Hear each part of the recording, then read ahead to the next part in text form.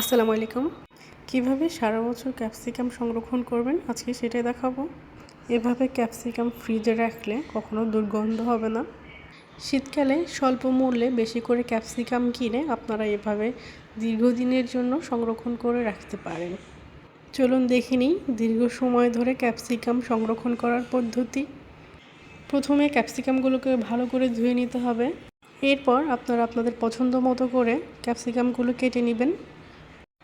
আর অবশ্যই ক্যাপসিকামের বিচিগুলো আর সাদা অংশগুলো কেটে ফেলে দিবেন, তাহলে ক্যাপসিকামগুলো দেখতে কালো হয়ে যাবে না। এরপর কেটে আপনারা ঝুরি করে 2-3 ঘন্টার জন্য ফ্রিজে রেখে দিবেন।